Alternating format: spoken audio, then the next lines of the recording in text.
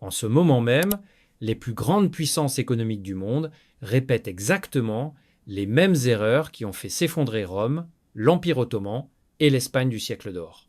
Et le plus terrifiant, ces erreurs sont prévisibles, documentées, et pourtant personne ne semble capable de les éviter. Bonjour à tous, je suis spécialiste en histoire économique et aujourd'hui, je vais vous révéler les 3 modèles financiers qui ont systématiquement détruit tous les empires de l'histoire. Pas 2 sur 3. Pas la plupart, tous sans exception. Ce que vous allez découvrir dans cette vidéo pourrait changer votre façon de voir l'économie mondiale actuelle. Parce que ces schémas ne sont pas du passé. Ils se déroulent sous nos yeux en ce moment précis. Restez jusqu'à la fin, car je vais vous montrer comment ces mécanismes affectent votre propre patrimoine aujourd'hui. Le premier modèle financier destructeur, c'est la dépréciation monétaire. Et laissez-moi vous dire quelque chose, c'est le tueur silencieux des empires. Prenons Rome. Au 1er siècle après Jésus-Christ, le denier romain contenait 95% d'argent pur. C'était une monnaie solide, respectée dans tout le monde connu. 2 siècles plus tard, en l'an 250, ce même denier ne contenait plus que 5% d'argent. 5%. Imaginez ça. En seulement 200 ans, la monnaie la plus puissante du monde était devenue pratiquement sans valeur. Les empereurs romains faisaient fondre les pièces d'argent, y ajoutaient du cuivre et les remettaient en circulation. Ils pensaient pouvoir financer leurs dépenses militaires et leurs projets grandioses sans conséquence. Mais voici ce qui s'est passé. Les marchands n'étaient pas stupides. Ils ont commencé à augmenter leur prix. Un pain qui coûtait un denier en valait soudainement 10, puis 50, puis 100. L'hyperinflation s'est installée. Les soldats romains, payés avec cette monnaie dépréciée, ne pouvaient plus subvenir aux besoins de leur famille. Leur loyauté a vacillé. Les légions se sont révoltées. Les frontières sont devenues poreuses. Et Rome, l'empire invincible, a commencé sa lente agonie. Et voici le détail que personne ne vous dit dans les livres d'histoire. Ce processus a pris exactement 90 ans entre le moment où la dépréciation a vraiment commencé et l'effondrement total. 90 ans. Une vie humaine. Les Romains qui ont initié cette politique ont vu de leur vivant la destruction qu'ils avaient causée. Mais Rome n'est pas un cas isolé. Regardons l'Espagne du XVIe siècle. En 1503, les Espagnols découvrent les mines d'argent de Potosi, dans l'actuelle Bolivie. C'est la plus grande découverte de métal précieux de l'histoire. L'Espagne devient instantanément l'empire le plus riche du monde. L'argent afflue par tonnes, littéralement par tonnes. Le roi Philippe II pense qu'il peut tout acheter. Des armées massives, des flottes invincibles, des palais somptueux. Il finance des guerres partout en Europe. Mais voici le piège. Tout cet argent qui entre en Espagne dilue la valeur de la monnaie espagnole. Les prix explosent. En 50 ans, entre 1550 et 1600, les prix en Espagne sont multipliés par 4. Les Espagnols deviennent les gens les plus riches et les plus pauvres en même temps. Ils ont de l'or et de l'argent partout, mais ils ne peuvent rien acheter avec. Les artisans étrangers réalisent qu'ils peuvent vendre leurs produits en Espagne à des prix exorbitants. L'industrie espagnole s'effondre. Pourquoi produire localement quand on peut importer et devenir riche? En 1640, l'Espagne, qui contrôlait un tiers du monde, fait faillite. Pas une fois, pas 2 fois, 4 fois en 70 ans, l'empire le plus riche de l'histoire devient l'homme malade de l'Europe. Le deuxième modèle destructeur, c'est l'endettement excessif. Et ici, nous entrons dans un territoire particulièrement inquiétant pour notre époque actuelle. Parlons de l'Empire ottoman. Au XIXe siècle, les sultans veulent moderniser. Ils veulent des chemins de fer, des télégraphes, une armée moderne. Tout cela coûte très cher. Beaucoup plus cher que ce que le trésor ottoman peut se permettre. Alors ils empruntent aux banques françaises, aux banques britanniques, aux banques allemandes. Entre 1854 et 1875, l'Empire ottoman contracte 15 emprunts majeurs. Au début, tout semble bien fonctionner.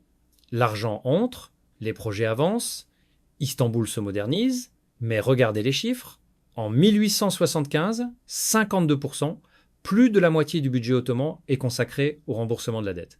52%, imaginez que vous gagnez 3 000 € par mois, mais que vous deviez en donner 1500 juste pour rembourser vos dettes avant même de payer votre loyer, votre nourriture, votre transport. C'est exactement ce qui est arrivé à l'Empire ottoman.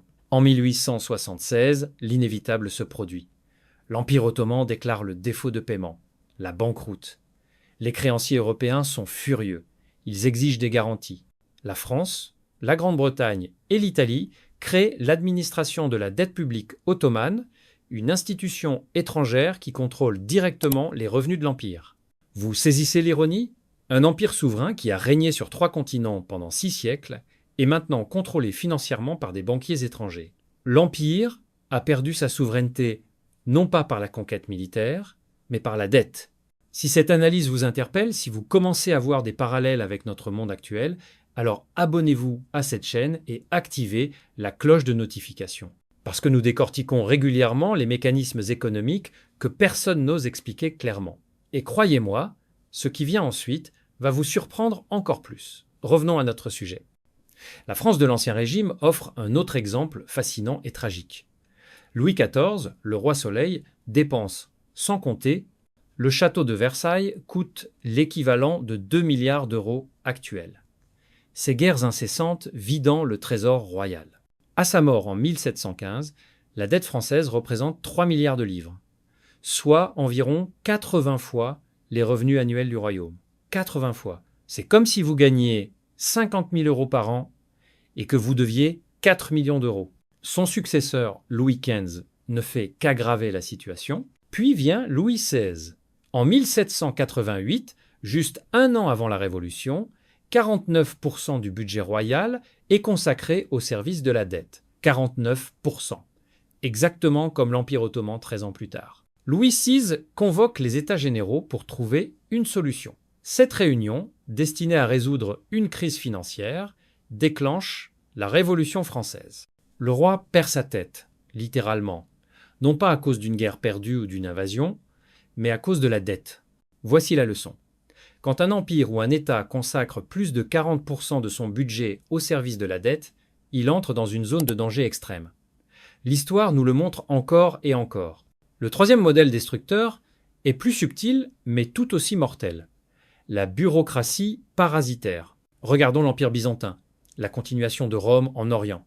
Pendant 1000 ans, Byzance survit à toutes les menaces. Les Perses, les Arabes, les Bulgares, les Russes. Mais au XIIe siècle, quelque chose commence à pourrir de l'intérieur. L'administration byzantine devient monstrueuse.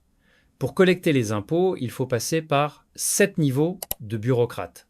Chaque niveau prend sa commission. Un paysan qui doit 100 pièces d'or au trésor impérial en paye finalement 300, car chaque intermédiaire prélève sa part. Les thèmes, les divisions administratives de l'Empire se multiplient. Chaque thème a son gouverneur, ses secrétaires, ses collecteurs d'impôts, ses inspecteurs, ses contrôleurs, ses vérificateurs. Des milliers de fonctionnaires qui ne produisent rien mais qui doivent être payés. En 1200, Constantinople compte plus de fonctionnaires que de soldats. Lisez ça encore une fois. Plus de bureaucrates que de soldats dans un empire constamment menacé par des invasions. Le résultat, quand les croisés attaquent Constantinople, en 1204, l'Empire n'a plus les moyens de payer une armée suffisante pour défendre sa propre capitale. La ville tombe. L'Empire ne s'en remettra jamais vraiment. La Chine impériale offre un exemple encore plus frappant. Sous la dynastie Ming, au XVe siècle, la Chine est la civilisation la plus avancée du monde. Ses flottes explorent l'océan Indien jusqu'aux côtes africaines. Son économie est florissante. Mais ensuite, les empereurs Ming créent un système de fonctionnaires mandarins basé sur les examens impériaux. L'idée est brillante en théorie, sélectionner les meilleurs esprits pour administrer l'empire. En pratique, la bureaucratie explose. Pour chaque décision, il faut obtenir l'approbation de multiples niveaux hiérarchiques. Pour construire un pont local, la demande doit remonter jusqu'à Pékin, être examinée par 12 départements différents, puis redescendre. Ce processus prend des années. L'innovation s'arrête net. Pourquoi prendre des risques et innover quand chaque initiative doit passer par un labyrinthe administratif? Les entrepreneurs chinois, autrefois les plus dynamiques du monde, sont étouffés par les réglementations. Pendant ce temps, en Europe, des nations beaucoup plus petites et plus pauvres, comme le Portugal, les Pays-Bas et l'Angleterre, innovent, explorent et finalement dominent le commerce mondial. Pourquoi? Parce que leurs structures sont plus simples, plus agiles, plus réactives. La Chine Ming, avec sa population de 100 millions d'habitants et ses ressources immenses, est dépassée par des nations de quelques millions d'habitants. La bureaucratie a transformé un géant en colosse au pied d'argile. Voici la loi historique. Plus une structure administrative devient complexe, plus elle consomme de ressources pour se maintenir elle-même plutôt que pour servir ses citoyens. À un certain point, l'administration devient le problème qu'elle était censée résoudre. Maintenant, voici ce qui est vraiment fascinant et terrifiant à la fois.